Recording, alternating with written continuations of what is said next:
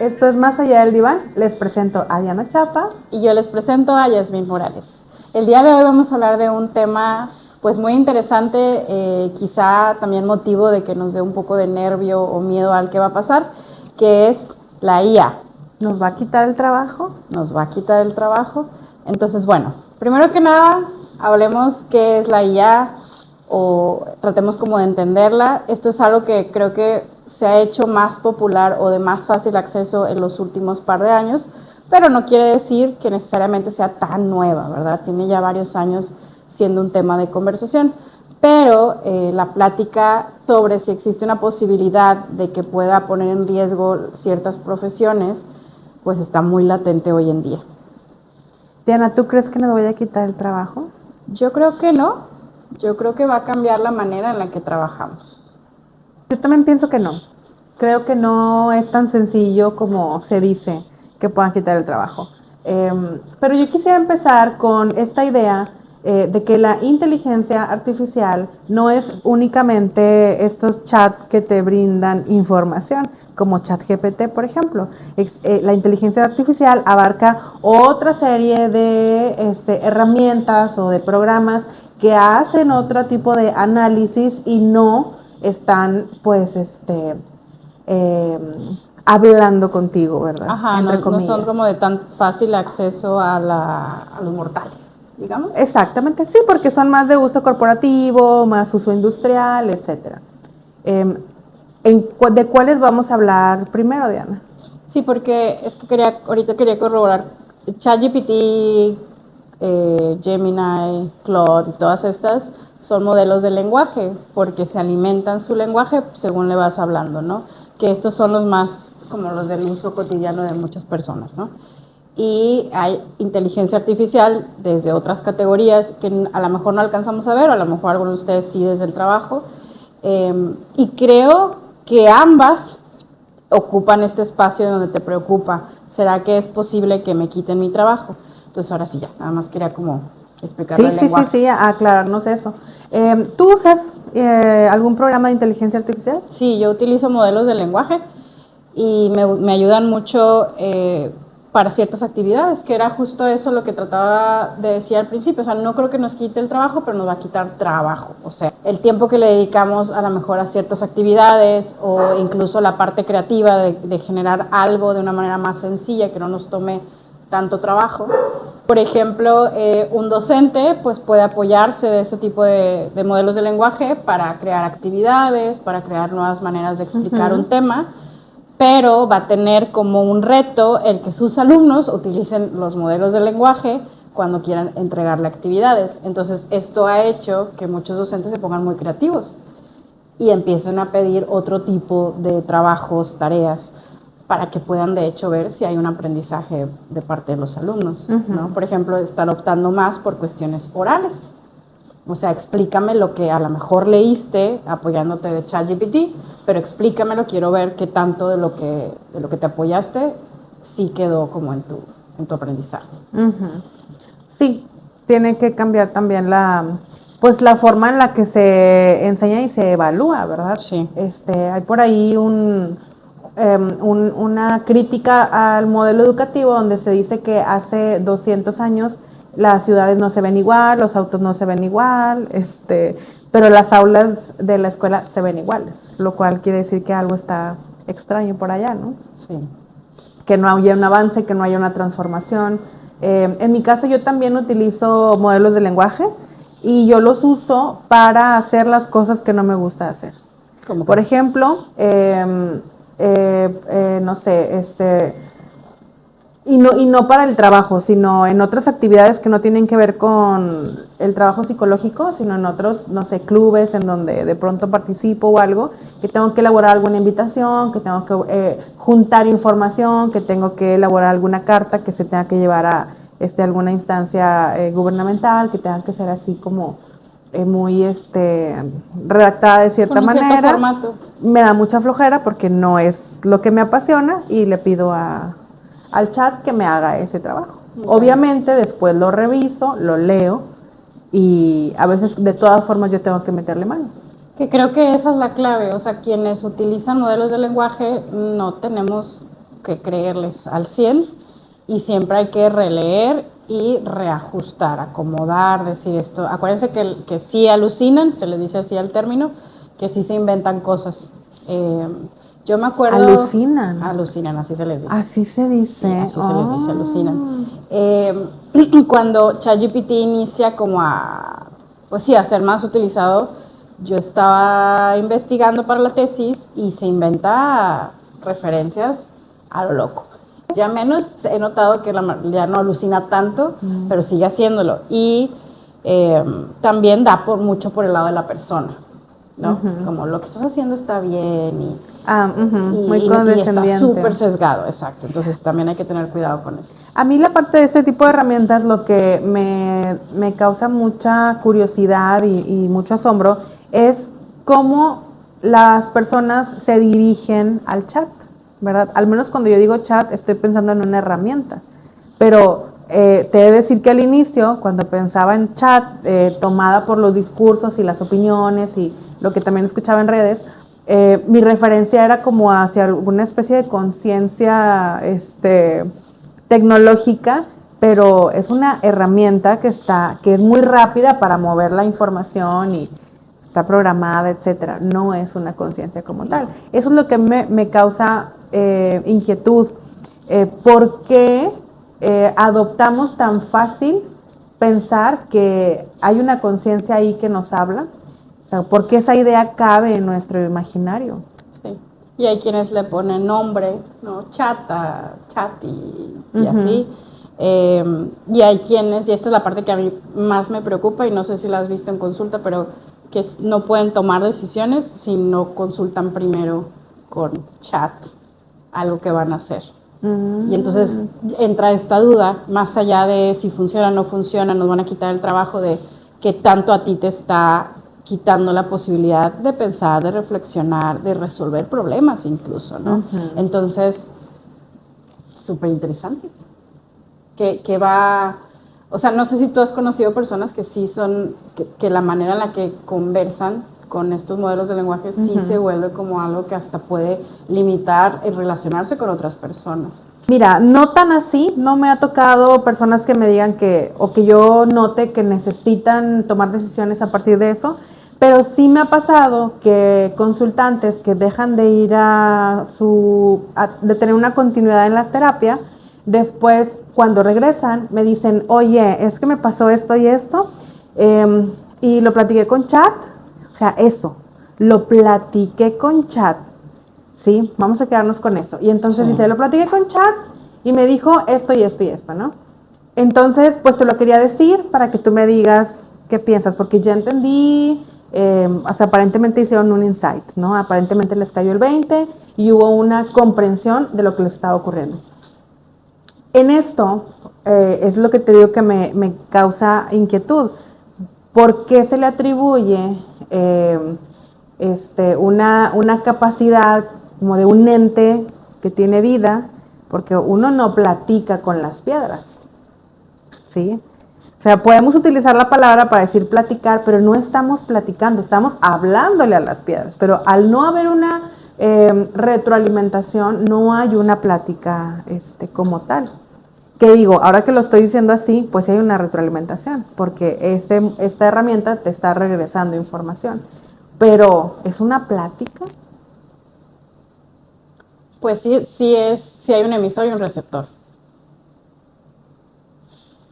Ahora, fíjate, así como lo mencionas, no me parece tan riesgoso, porque están yendo a un proceso terapéutico y están diciéndote, mira, le hice esta pregunta, pero quiero ver tú qué piensas. Bueno, no me estoy cerrando a creerle completamente al modelo de lenguaje.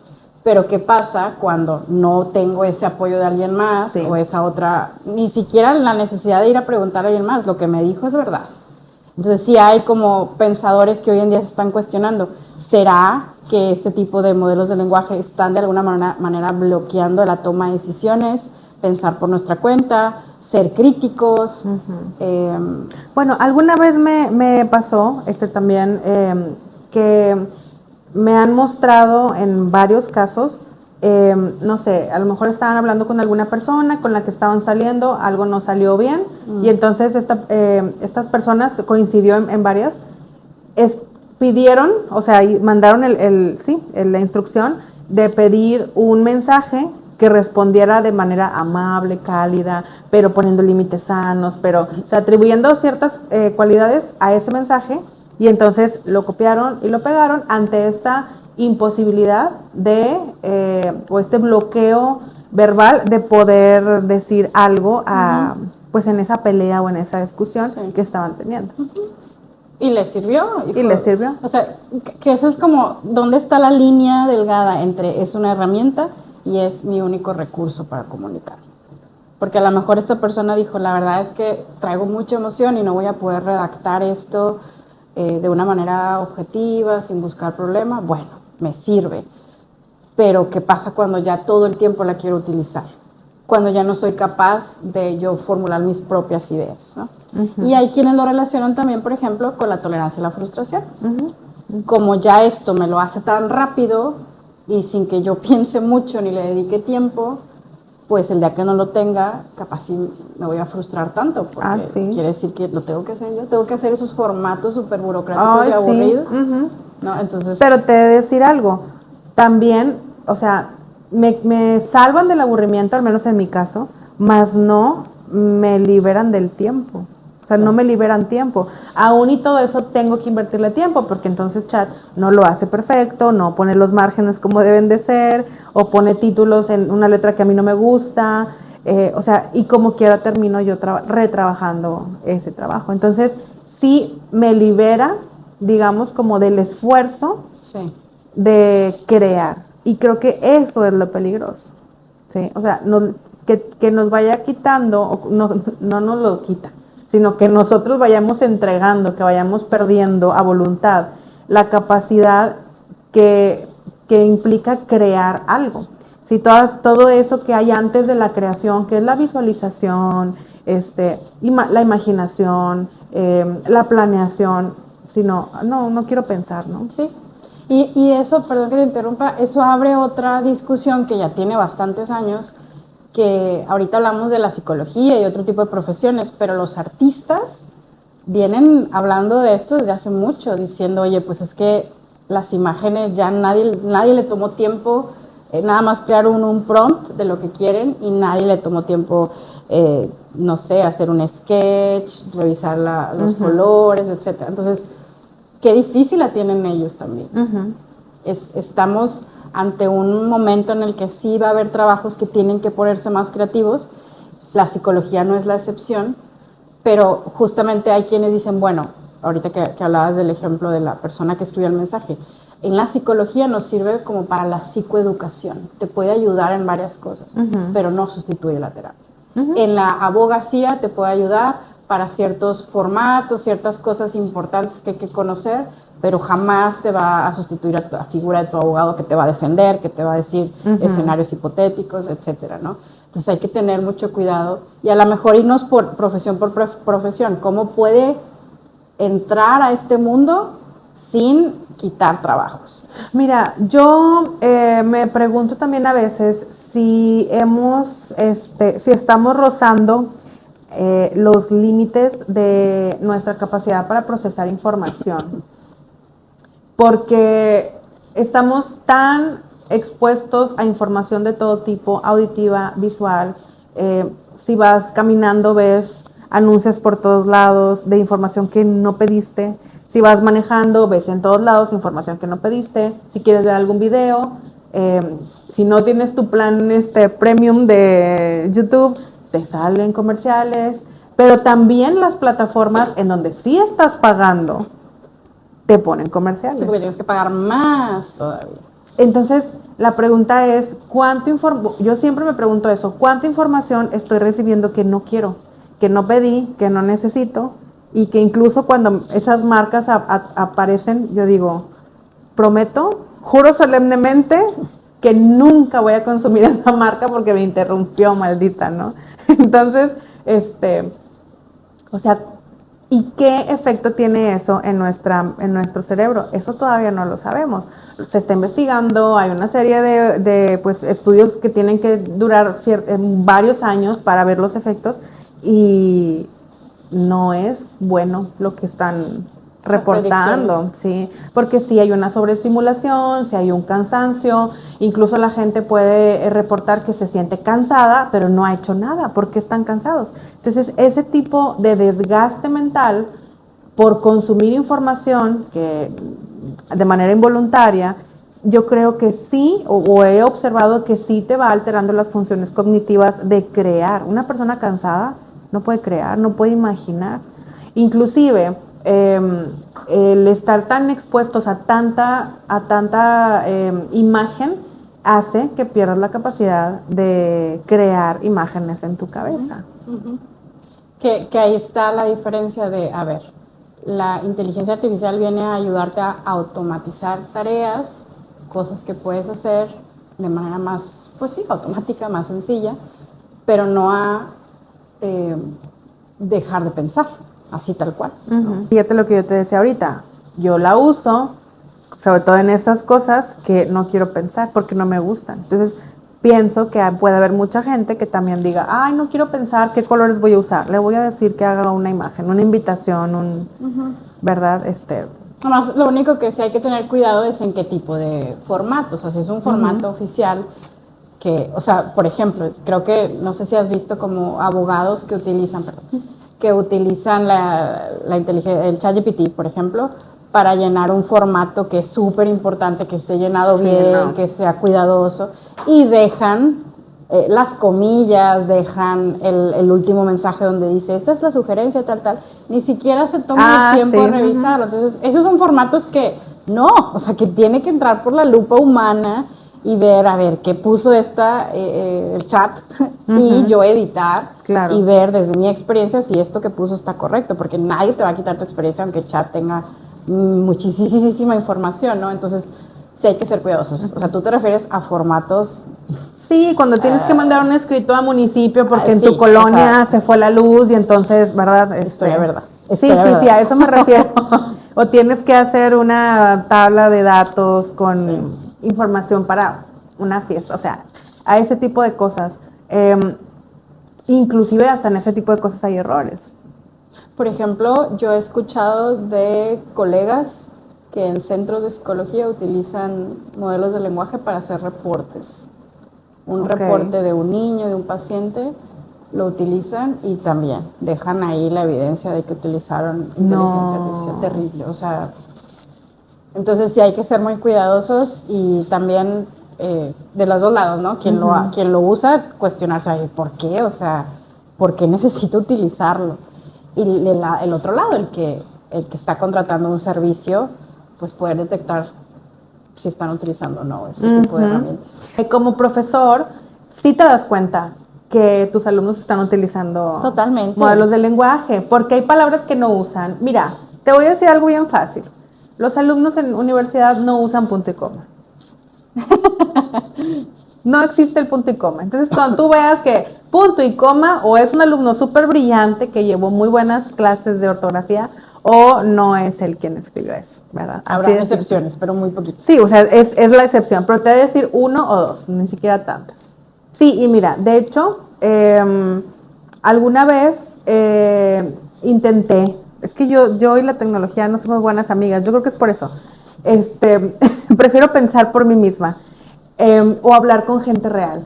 Intenté, iba yo manejando, estaba pensando en un reporte, ahorita que decías eso, entonces estaba yo pensando cómo, o sea, estaba integrando esta información en mi cabeza y abrí el chat, pero que habla, o sea, la vocecita, entonces no me sirvió absolutamente de nada. Me decía cosas que nada que ver, o sea, que no sirven porque son muy concretas, no es alguien que está pensando, ¿sí? O sea, te lanza datos, te lanza información y digo, para esas gracias, pues mejor copias lo que dice en la prueba y pones el párrafo de lo que dice ahí, no está haciendo un análisis tampoco de lo observacional, o sea, las evaluaciones psicológicas son todo un arte. Tiene un montón de matices. O sea, un montón de matices. No, para eso te podrá elaborar un reporte si le metes información, obviamente, más no va a ser el reporte que está elaborando quien está evaluando. Lo único para lo que yo podría decir, está bien, te la valgo, es para mejorar ortografía. Yo escribí y mejoré ortografía, pero entra también la cuestión ética. Yo estoy metiendo datos de una persona a este lugar y pues ¿cómo? O sea, ¿dónde está la confidencialidad? Entonces, cuidado con eso, a los colegas y a quienes vayan a buscar un servicio. Sí tenemos que ser muy cuidadosos. Sí, también la cuestión médica, o sea, médicos generales, a lo mejor quiero pensar yo los más chavitos, ¿no? Los que les faltó a lo mejor práctica, que utilizan estos modelos también para regresar información al paciente de sus síntomas, que sí les ayuda, porque hasta hay herramientas para propiamente médicos, que esas les ayudan muchísimo porque les ayudan a filtrar información, y esos sí son datos concretos, ¿verdad? Entre comillas, porque aún así sabemos que la medicina tiene sus matices para cada organismo. Y ha habido también problemas por ese tipo de cosas. Totalmente. O sea, mala interpretación, errores de la interpretación de los síntomas. O sea, un ejemplo sería si viene Juanita Pérez a consulta, yo médico no pongo Juanita Pérez, 53 años, no. Pero puedo preguntar, oye, si tomó estas pastillas, ¿podría pasar este efecto secundario? Esa es información que existe allá afuera. Yo me estoy informando, pero no estoy utilizando la información de mi paciente, un individuo con ciertas características, que no todos son iguales, ni la estoy almacenando en este lugar, ¿no? Entonces, eso, otra vez, es una herramienta, pero tenemos que cuestionarnos, y esa es la invitación, de qué tanto la uso y qué tanto estoy metiéndole ahí, y qué tanto estoy, ahorita que seas como cediendo el pensar, le estoy cediendo totalmente la toma de decisiones o la toma o el control de un montón de cosas más, ¿no? Ahora, por ejemplo, en lo médico, fíjate, que eso sí he escuchado un montón de gente, de, oye, me pasó esto, o tengo estos estudios, ¿no? Interprétamelos. Que en su momento fue el Google, ¿no? O sea, el propio Internet, el Yahoo Preguntas. Pero ahora, bueno, pero en Yahoo Preguntas te respondía la gente. Una persona. Y luego pasó y evolucionó al Google, ¿no? Que también tenemos errores las personas. Sí, claro, pero esto ya existía, el consultar en Internet ya existía. Los síntomas sí, ya existían. Pero ¿cuántas personas dejan de ir a consulta? Eso sí me ha tocado y me han dicho, pues estoy tomando X medicamento, ni siquiera lo voy a nombrar, porque me sentí ansiedad. No, ahí sí. No. Tacha. No, pero me quedo pensando que este tipo de prácticas que se puede ver en el colectivo, estas prácticas no conscientes, que no ven los riesgos, son el reflejo también de carencias que tenemos en el sistema. O sea, no todas las personas tienen el acceso a un médico o a buenos médicos. O sea, de pronto hay un maltrato, y no porque no sean buenos, pero hay un maltrato en los sistemas de salud, te dan la cita para dentro de 20,000 años. Hablando de los servicios públicos, el servicio público, entre comillas, pero hay gente que no tiene ese servicio. Entonces, ¿a dónde puede acceder a que alguien le atienda? ¿Cuánto le va a cobrar? Que hay gente que no puede pagar. Sí, ese es un problema mucho más profundo, y entiendo que tengan la herramienta ahí y digan, bueno, pues déjame le pregunto, pero automedicarse ya estamos llegando a otro punto. Sería, por ejemplo, oye, tengo estos síntomas, ¿con qué médico puedo ir? ¿No? Entonces, ok, ya me sugirió, y entonces yo ya voy con el médico. O tengo estos síntomas, debería de, no sé, es algo urgente, es algo, o sea, lo uso como herramienta, pero no sustituyo a la persona, al médico que me va a revisar, ¿no? Sí, tiene que haber alguien que filtre, alguien. Pero sí entiendo que es un problema muy profundo, y que a lo mejor ya sacaste cita, pero te dieron la cita hasta dentro de 4 meses. Incluso con el terapeuta. O sea, yo lo pienso ahora, si tú estás tomando terapia con alguien, pero también estás platicando, insisto, comunicándote. Con una de estas herramientas como el ChatGPT o lo que sea, es importante que te preguntes por qué eso no lo has llevado a terapia, ¿sí? a lo mejor te da vergüenza platicarlo con el terapeuta, a lo mejor te da, o no te estás sintiendo escuchado por la persona que te está atendiendo, y aún así tienes que comunicarlo. O sea, lo voy a decir como diferente. La forma en la que utilizamos esas herramientas está poniendo al descubierto las fallas o las áreas de oportunidad o cómo están funcionando nuestras otras prácticas para la salud mental, para la medicina, o para salud, el estudio, ¿verdad? Oye, si no quiero hacer la tarea, le pido al chat que me haga la tarea. Bueno, ¿qué está sacando a relucir eso? ¿Que no quieres pensar? ¿Por qué se ha vuelto tan cansado pensar y analizar? Esa sería la pregunta. Que creo que una posible respuesta es lo que mencionabas hace un momento, que estamos sobresaturados, hay demasiada información y también está el sentido de inmediatez, ¿no? Ya tengo que contestar, ya tengo que mandar la tarea, ya tengo que... Y no hay los tiempos de antes de a lo mejor, tómate tu semana de hacer un ensayo, pues ya no los tenemos. Entonces, creo que es un montón de cosas. Pero también...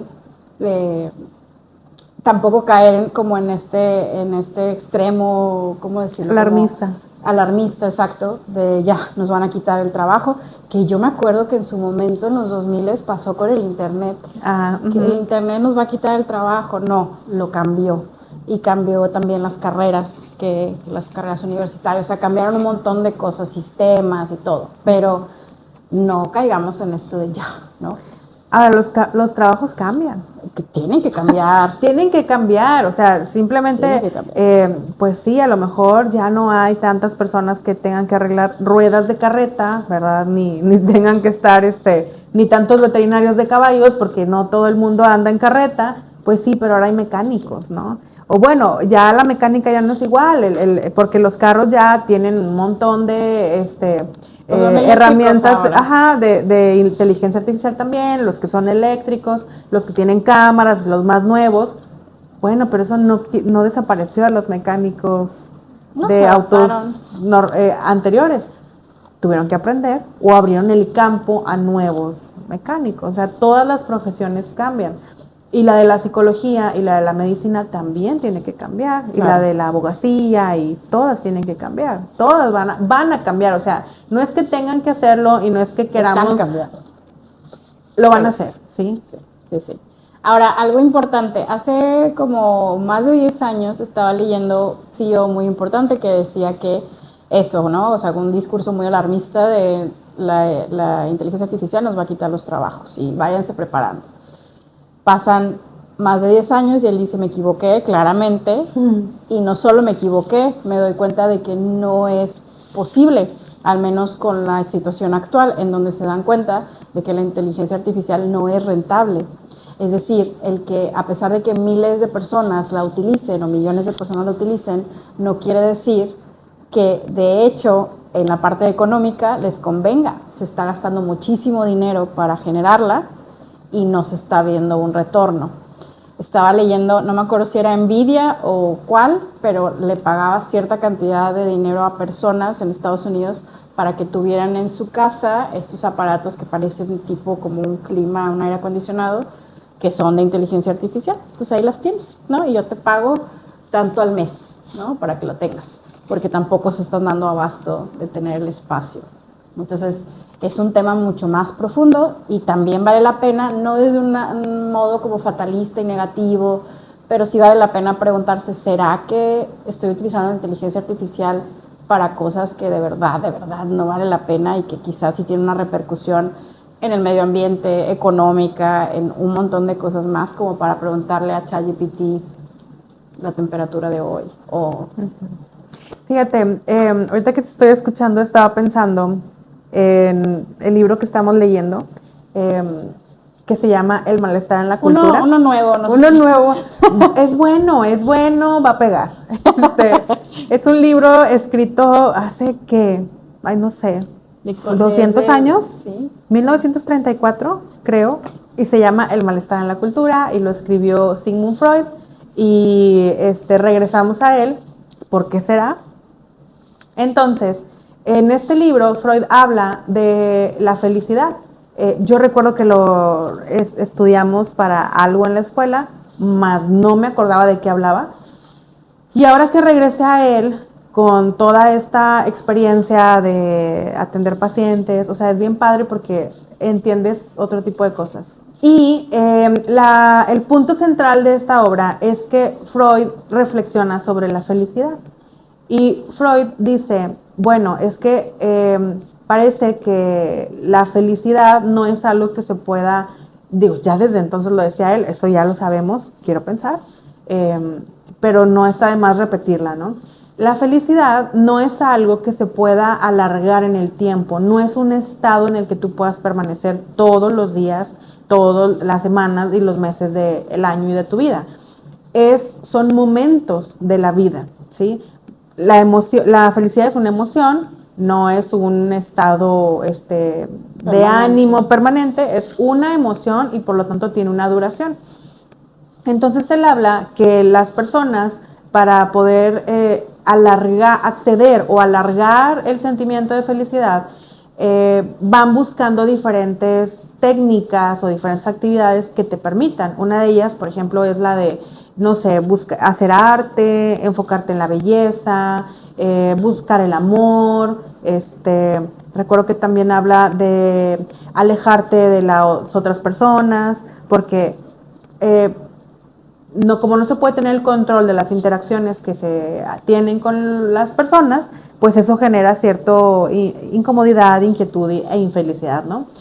Pero ninguna de estas técnicas o estas actividades asegura que la felicidad permanezca, porque todo está en cambio, todo se termina, todo tiene que moverse.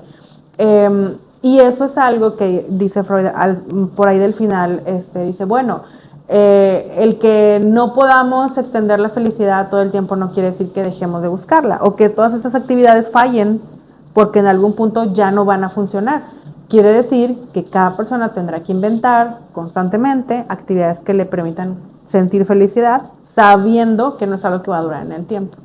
¿Por qué digo esto? Porque creo que ahorita que decías que hay un tono alarmista cuando se habla de inteligencia artificial, pues sí, porque muchas personas lo han estado vendiendo. Para empezar, es un producto y se tiene que vender.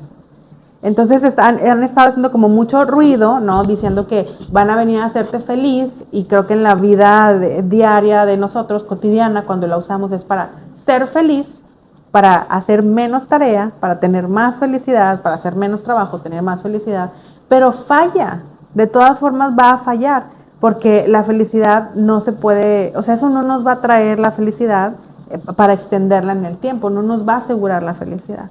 Puede ayudar, pero va a fallar. Sí, por ejemplo, el alumno que lo utiliza para hacer tareas y se ahorró tiempo, bueno, ¿qué hizo en ese tiempo ahorrado? Ver TikToks. Probablemente. De información, no sé, que luego le va a hacer sentir mal con su cuerpo porque no tiene consumir músculos. Otras cosas. Sí, o sea, consumir algo más, ¿no? Entonces, creo que también eso es un punto muy interesante y que podemos considerar todos, como eso que me está ahorrando, ¿en qué se está yendo? Uh-huh. Sí, ¿en qué se va? ¿En qué lo uso? Y al final, y tienes razón, o sea, hay que ver a la inteligencia artificial como un producto más que nos están vendiendo. Y que no es rentable, pero que hay gente que sí lo está pagando. ¿Por qué? Porque le ve un montón de beneficios. Ok, es cada quien su decisión. Y habrá actividades para las que sirva, para otras no tanto. Entonces, es eso, o sea, es también, y creo que al final ese es el objetivo del día de hoy, que cada quien se cuestione cómo la utiliza y de qué le priva, no sé, deja de hacer cosas o lo utiliza para hacer otras, pero entonces le está quitando, o sea, siempre hay algo que te quita. Todo en internet te quita algo, te da una cosa, pero te quita otra, ¿no? Uh-huh. Entonces, me está quitando la posibilidad de tomar decisiones, me está quitando la posibilidad de, no sé, de ponerme creativo, me está quitando lo que sea, y qué me da, ¿no? Oye, visualiza así un ejemplo que no me parece tan descabellado que ocurra, de alguien ligando en Tinder, pero no es muy bueno o muy buena ligando, entonces que utilice en otra ventana abres a chat y vas como platicando con la persona con la que estás ligando, pero con una asistencia, ¿no? De esta herramienta, que me recuerda a una obra de teatro, una obra, creo que es obra de teatro, pero bueno, es una obra literaria, es una obra escrita, que no recuerdo el nombre porque no la he leído, la he visto referenciada, sé que existe, en algún punto escuché el nombre y ahora voy a leerla, cuando terminemos de grabar voy a ir a buscarla. Pero bueno, lo que habla en esta historia es que un joven no tan agraciado para la cultura físicamente, o sea, no se consideraba guapo, estaba enamorado de una jovencita, o de una muchacha, no sé, pero tenía un amigo más guapo, más bien parecido, que empieza a tirarle la onda a esta chava. Pero él no se atrevía a tirarle la onda porque pues él no, pues no era tan guapo y sabía que no le iba a hacer, él pensaba que no le iba a hacer caso, pero él era súper poeta, o sea, utilizaba bien bonitas las palabras y el amigo pues no tanto, era un poco más hueco, ¿no? Entonces él se escondía así como para, o le decía, o le daba cartas para decirle qué decir, o se escondía cuando estaba con la chica y le decía qué decirle.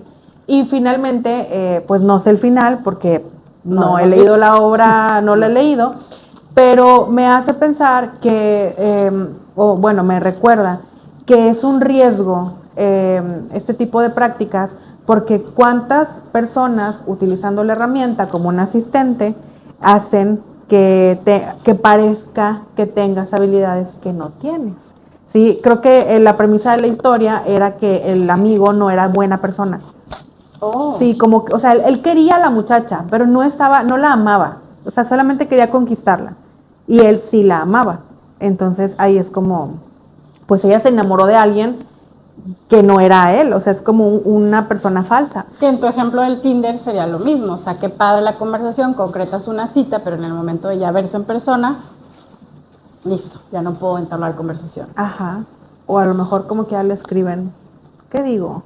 ¿O qué temas pues sí, hablo? pero pues vas a estar con el celular aquí, ¿no? Entonces sí, pero entonces, o sea, este tipo de herramientas o estas prácticas también van a contribuir, aún y lo bueno, también van a contribuir a que haya por ahí personas con un falso self, con una falsa identidad, con un falso yo, que en esta incapacidad de acercarse con alguien, trabajar en su autoconocimiento, en su desarrollo de habilidades, en sincerarse con que no saben ligar o no saben cómo hablar con la gente y llevar un entrenamiento, una práctica real, empiezan a fingir y empiezan a actuar,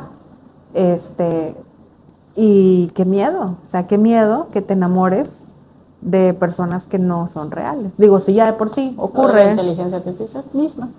O de la inteligencia esta película, artificial. ¿te acuerdas de la de Hair? De la de Hair, sí. Qué buena película. Sí. Y fíjense, tiene años. Que obviamente cuando esto sucede es por alguna cuestión de salud mental, ¿verdad? O sea, es como una excepción. Bueno, y como les decía ahorita, o sea, esto sale, o sea, si tú estás pasando mucho tiempo hablando con estas herramientas, ¿por qué tienes que hablar con esas herramientas? O sea, ¿acaso no hay personas a tu alrededor? ¿Por qué estás aprendiendo de estas herramientas? ¿No hay alguien con quien puedas identificarte? Quizá no, ¿eh?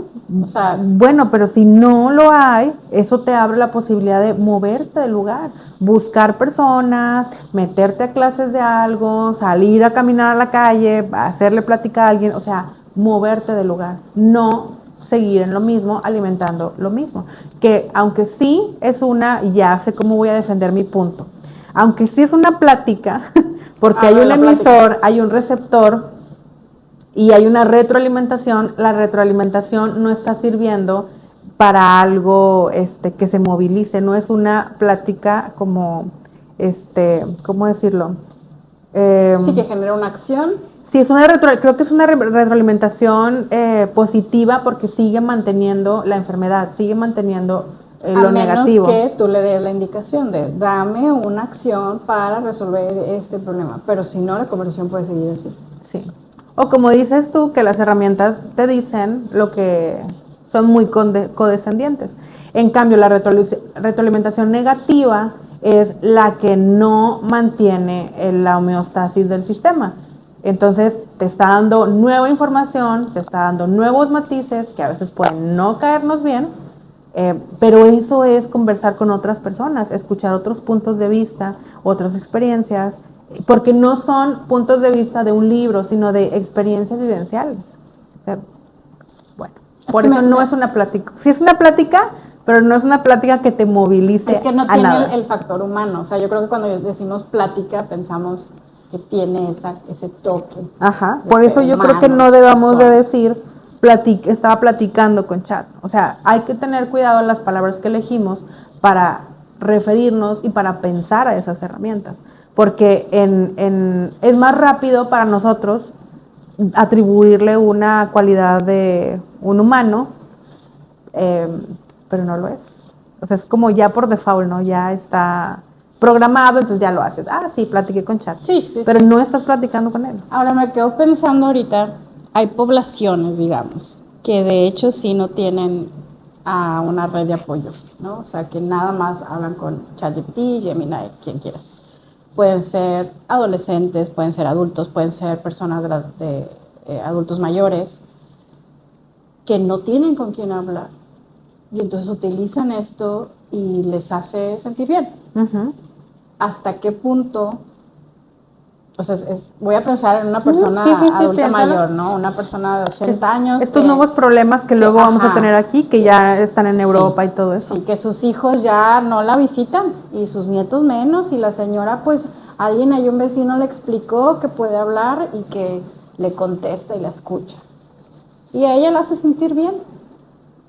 ¿Hasta dónde vamos a ver como, ay, no, puede haber un riesgo o no es sano para ti? Y hasta dónde es algo que le ayuda. Estaba viendo, pero no me acuerdo el nombre, pero están creando unos argentinos algo similar a una Alexa para la gente adulta mayor que busca nada más platicar. ¿Sabes? Como estos abuelitos que nos cuentan a veces las mismas historias cada vez que los vemos y que de repente es como, ay, bueno, pues este aparato no se va a quejar, ¿no? Entonces, ¿hasta qué punto esta cosita puede acompañar? Y hasta qué punto me puede limitar de interactuar, de hacer otras cosas, de irme al club de tejido, de lo que sea. Entonces, son nuevos problemas. Bueno, pero ¿por qué es más fácil inventar una Alexa para personas solitarias que inventar políticas públicas que atiendan esas problemáticas? O sea, sí, también la Alexa, pero acompañado de algo que busque transformar, no mantener. Hacer la Alexa o regalarle la Alexa a tu abuelita que está sola. Que no es Alexa, pero es... Sí, pues ya la nombre. Una bocina. La cosa bocina, pues la va a ayudar y se va a agotar. O sea, es lo que dices tú, ¿hasta dónde? Hasta que se agote. Porque en algún punto, y esto tiene que ver con una de las estrategias que decía Freud en El malestar de la cultura, alejarte de la interacción con los demás, alejarte de la sociedad, irte a vivir como ermitaño. Pues estás sola o solo platicando con esta herramienta, estás alejado de las interacciones que te generan malestar, pero no cambia las cosas. Por lo tanto, eso de lo que estás huyendo se te va a volver a aparecer. Yo creo que el punto es encontrar un balance. O sea, yo no le quitaría este aparato a la señora, pero también la invitaría a formar parte de otros grupos, espacios donde interactúe, ¿no? Porque al final se volvió una herramienta y le sirve y le hace sentir bien, pero que no me la aleje de los demás. Pero sí, o sea, fíjate, ahí sí estoy de acuerdo, por eso te digo, la herramienta más otras cosas. Ajá. Pero ¿por qué es más fácil que haya personas que puedan financiar un producto que se venda cubriendo una necesidad y no políticas públicas sí, o sea, sí. que cambien la realidad de estas personas? Sí, totalmente, pero pues está a la mano las dos cosas. Y lo otro está bien complicado. Pero si arreglas el problema, pero ¿cómo ya no hay producto. Claro, sí. Creo que o sea, para allá nos lleva también todo el consumo de información, que nos hace perder de vista nuestro razonamiento crítico y nuestra imaginación de pensar en una realidad diferente. Sí, y nos encierra en pues seguir manteniendo o encontrar la felicidad en los mismos espacios enfermos en donde estamos habitando. Hay una serie que se llama Escarpeta, no sé si la has visto. Escarpeta, sale Nicole Kidman. Ya es que Nicole Kidman anda ¿Es cuando está en una secta? No. Ok, no. Está muy buena, luego la ves. Y hay un personaje de una chica que perdió a su esposa, falleció la esposa, y entonces esta chica era brillante, y entonces pues la crea. O sea, la crea en su pantalla, platica con ella, tiene toda la información de su matrimonio, y entonces siempre está prendida, y cuando llega a la casa dice que ya tuve un día horrible, y la esposa le contesta, y así. Que obviamente genera un conflicto en la familia porque es como, o sea, ¿cómo lidiamos con este tipo de duelo en donde la persona ya no está, pero ahí está? Entonces suena muy loco y suena que estamos muy lejos de ello, pero no tanto. O sea, hay gente que si quisiera, sí podría decirle, mira, finge que eres esta persona, tienes tantos años, estuvimos tanto tiempo casados, etcétera, etcétera, etcétera. Y entonces durante la serie vas viendo cómo la familia tiene que lidiar o tiene que abordar con ella esto no está bien. O sea, no es sano para ti, ¿no? Pero por otro lado, abre la pregunta de, oye, ¿y tú lo harías? Yo me acuerdo que le preguntaba a mi esposa, ¿y tú lo harías si yo me muero? Y claro que dices, híjole, pues si fuera un genio y pudiera, capaz sí, ¿eh? Porque era tanta la soledad que ella tenía y el duelo tan duro que estaba pasando. Y luego ya te pones a analizar y pues la red de apoyo estaba toda mal, ¿no? Pero pues no es sano. No es sano, pero es una nueva manera de vivir los duelos. Y entonces hay nuevos problemas en la salud mental. Qué interesante, ¿verdad? Bueno, nuevos problemas. Sí me parece un problema. ¿Nuevo? O sea, que tenga inteligencia artificial y le platique, sí. Pues mira, igual antes, o bueno, igual ahora, ¿verdad? No es como que esto ya no pasa, pero hay personas que cuando pierden a alguien mantienen su habitación intacta. Sí, o sea, ya, ¿verdad? O sea, nuevo me refiero a que haya una inteligencia artificial donde yo veo a mi esposa o esposo hablándome. A eso me refiero con nuevo. O sea, su voz, su cara. Pero igual hay gente que dice, es que cuando llego a la casa me siento a conversar con mi marido que ya se murió. Sí, pero no hay respuesta. Acá hay respuesta. Ok. Y está tan alimentada. No se retroalimenta, ¿verdad? No hay una retroalimentación, por lo tanto se agota y el duelo termina y la persona puede aprender a vivir con la falta. Es un duelo acompañado, que seguramente pues sí vengo a la casa y platico, y eso está, es recomendado en muchos procesos de duelo, o sea, que rezar, hablar. Pero no hay respuesta. No hay retro, sigo saliendo, sigo viendo a mi grupo de personas de apoyo. Oye, cuando hay respuesta la gente se asusta.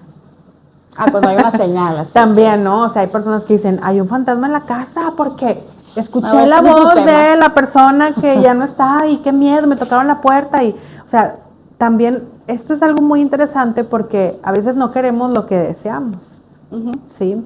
En este caso que dices tú, bueno, no hay una falta. Y hemos aprendido en todos estos 200 o 300 años de psicoanálisis, bueno, 200, porque 300 no, pero de psicología, cientos más de años de analizar el comportamiento, que la falta es necesaria, porque la falta hace que nos movamos y que creemos cosas, ideas, historias, pero cuando no hay una falta, no hay vida. O sea, la vida tiene que estar en falta para que haya movimiento. Entonces, ir creando realidades donde no hay faltas,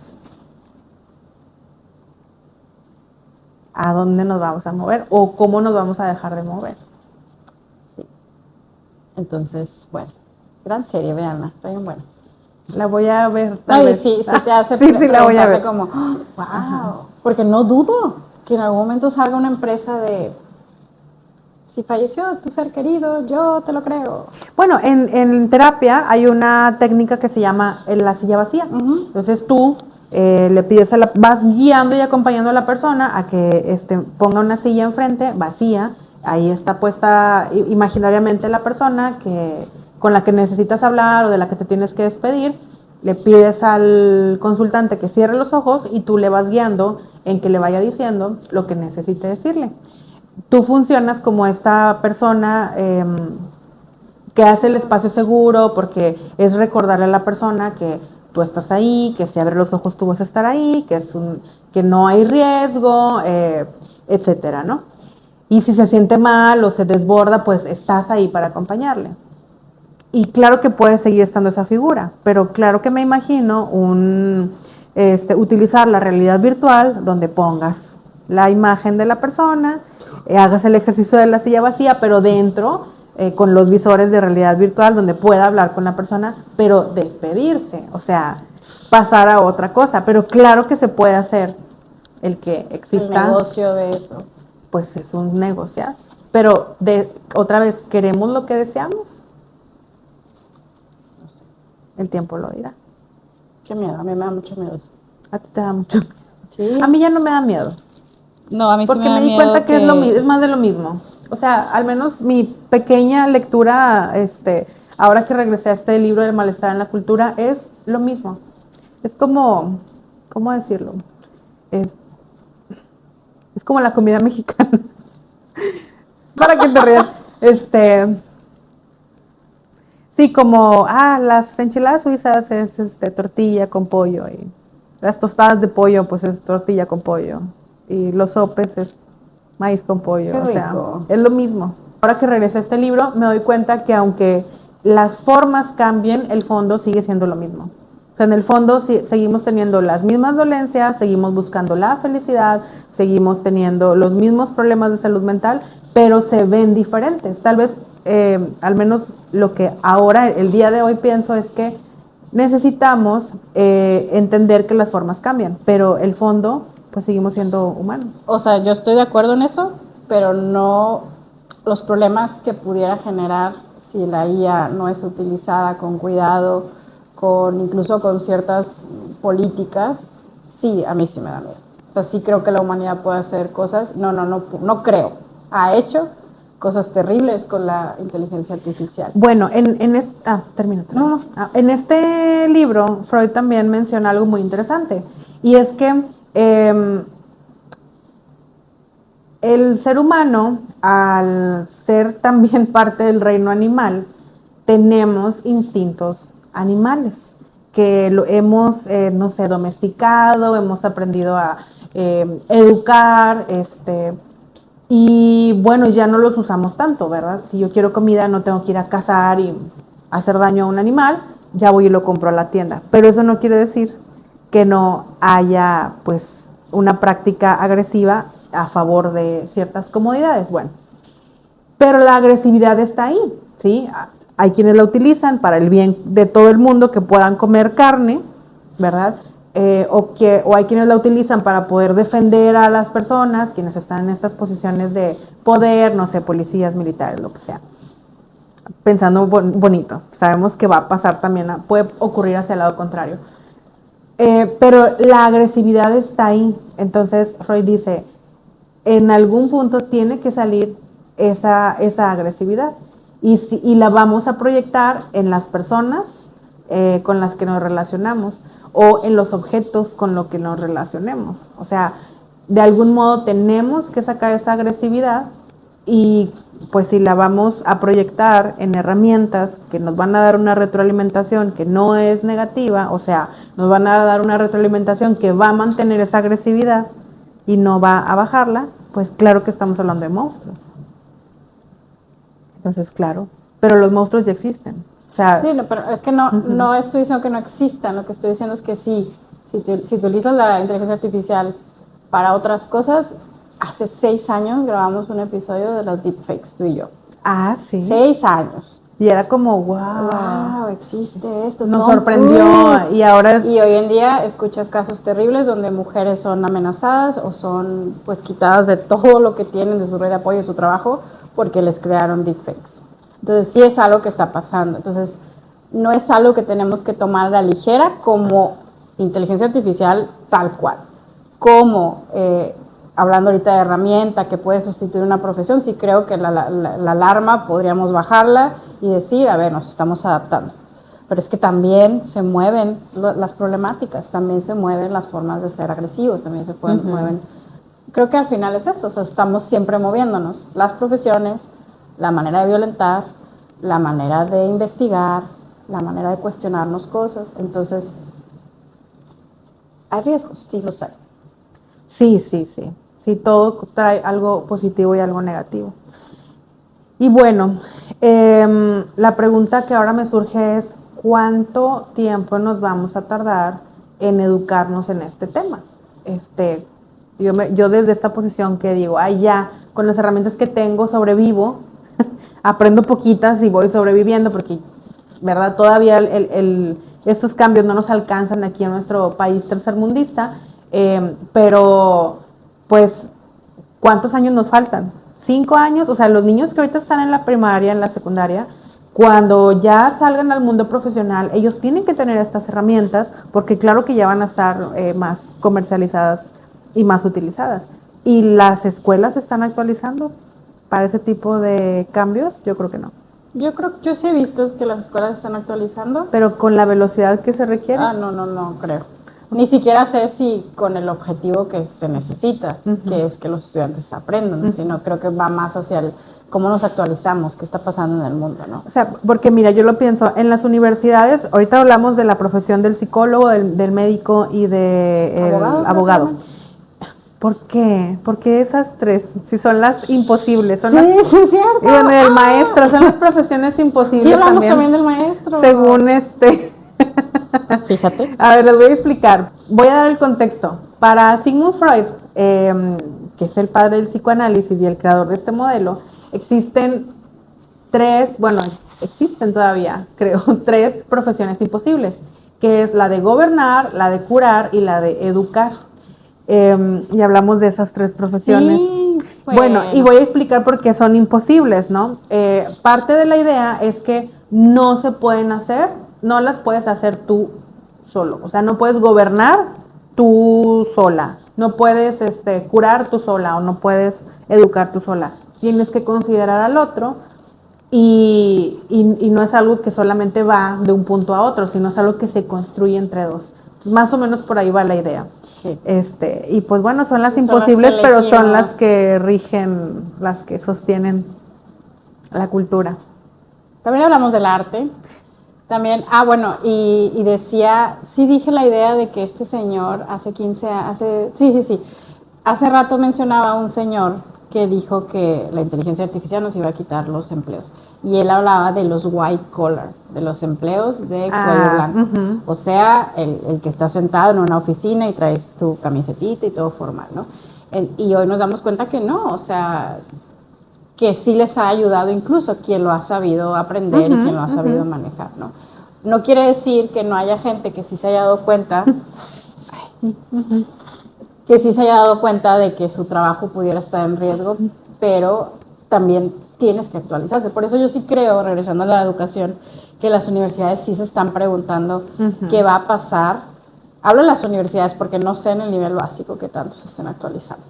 Sí, de las universidades pensando en estas nuevas líneas de estudio donde estudien la tecnología, donde estudien los dilemas éticos entre el uso de las herramientas y la vida en general, ¿no? Cuando yo estaba en clases en el doctorado, tuvimos un taller de ChatGPT particularmente. Y la apuesta que nos decía el expositor era que en las carreras, sobre todo de humanidades, se nos iba a enseñar materias para hacer prompts, o sea, materias para de hecho saber qué pedirle a la inteligencia artificial. Pero yo no creo que se quede solo en humanidades, yo creo que eso también lo mandas en ingenierías, de, bueno, a ver, ¿cuál va a ser tu prompt? ¿Qué estás buscando? Entonces, sí creo que hay actualización, pero creo que no hay actualización en el sentido más cotidiano. ¿Ético? Ético también y cotidiano en el sentido de, a ver, tu tarea, o sea, porque hoy en día ves plataformas que te dicen cuánto porcentaje de inteligencia artificial utilizar, y luego le pongo el 0 y ya, pues esa no es una manera de resolver el problema, entonces creo que ahí sí se están quedando cortos. Tengo la herramienta para identificarla, pero no sé qué hacer ya que lo identifico. Ya es problema del docente.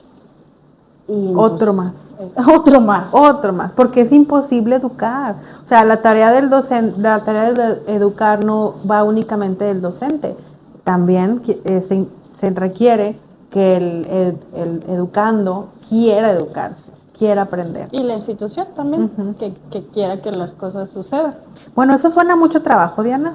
Todo lo que acabamos de decir suena mucho trabajo. Yo ya me cansé, ya me imaginé 800 puestos, o sea...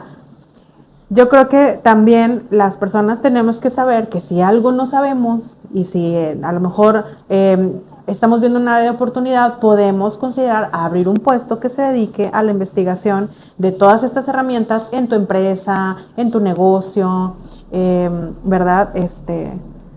Para que te pueda mantener en esa actualización, estar actualizando a tus empleados y al mismo tiempo, pues, mantenerte vigente, ¿verdad? Uh-huh. Manteniendo, pues, también la ética y pues los valores que no se pierdan. Exacto. Que no perdamos la humanidad, ¿verdad? Sí. Bueno. ¿Qué más podríamos agregar? Pues no nos va a quitar el trabajo, nos va a dar más trabajo. Sí. O sea, va a haber nuevos trabajos. Y no va a ser en 2 años. O sea, todavía, al menos no en México. En México todo llega tarde, todo se tarda. No es como que, ay, ya. Pero sí me gustaría tocar el punto de la alarma. O sea, para que las emociones tienen la función de movernos, ¿ok? Y así como está la psicología para el bien, está la psicología para el mal. Para manipular, y quienes utilizan la psicología para eso, pues son las empresas que buscan una ganancia en la venta de su producto. Entonces, claro que utilizan la psicología para vender.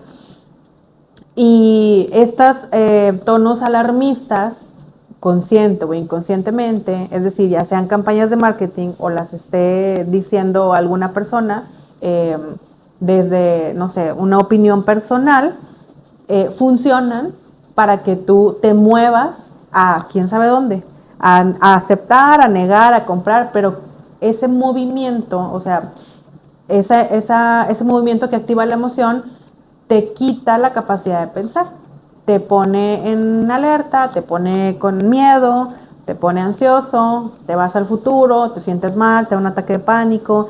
Entonces, no, creo que son cosas que no debemos de tomar con prisa, y recordar que así como existe una posibilidad negativa, siempre está su posibilidad contraria. Entonces, si piensas en 300 posibilidades negativas, tienes que considerar que hay 300 posibilidades positivas. Entonces, no se alarmen tanto. No tengas tanto miedo. No, sí, o sea, el miedo está, a ver, otra vez. No tengas tanto miedo. Sí tengo, no tengas. El miedo está en el uso de inteligencia artificial para dañar a personas, no para quitar trabajos. Ándale, sí. Bueno, escucha el miedo, porque a ver, ya, o sea, voy a salir de... No, y aparte, perdón, informémonos, también no crean todo lo que escuchan, no nos crean nosotras, vayan y chequenlo. Vayan y investiguen. Por eso es importante hablar con gente, platicar y buscar opiniones diferentes a las tuyas. Que vengan. Siempre estamos debatiendo de allá. Sí, sí, ya llegamos a ese nivel de confianza. Es bueno debatir. A veces la gente se asusta, cree que cuando defiendes un punto estás enojado y se altera. No, o sea, es bueno aprender a debatir. Digo, si uno aprendes, ¿verdad? Recuerdo una noticia no sé si era en Rusia o algo así, esa noticia empezó a circular en los espacios de internet prepandemia, no sé, el 2017 por ahí, que 2 personas, creo que una persona dañó con un arma blanca a otra, okay. Y creo que sí sí hubo riesgo creo que sí perdió la vida, en un bar, o en una cantina, no sé, okay. Porque estaban discutiendo sobre Marx y Kant, no me acuerdo, o sea, 2 filósofos distintos, ¿no? Pues bueno, sí. O sea, que hay que aprender, pero... Hay que aprender, sí, no me río de eso, pero hay que aprender a debatir. Claro, ¿verdad? Y tampoco te vas a clavar con una idea como la verdad absoluta, ¿no? Bueno, porque debatir, y es la intención, o sea, esta plática con otras personas que piensen diferente que tú, no son para hacer cambiar de idea a la gente, es para poner puntos de vista y dejar un silencio y dejar un espacio abierto a la reflexión, que continuará en los días. No tienes que llegar a una conclusión en ese momento. Y creo que ahí es donde vamos perdiendo la interacción social, porque siempre queremos como cerrar la conversación y no dejarla abierta. Razón, sí, tener la razón. Y esto me lleva a otro lugar muy oscuro, que es el algoritmo. Lo quiero mencionar muy breve, porque si yo estoy buscando todo el tiempo que la inteligencia artificial nos va a quitar el trabajo, yo me voy a llenar de información donde me digan que sí va a quitarnos el trabajo.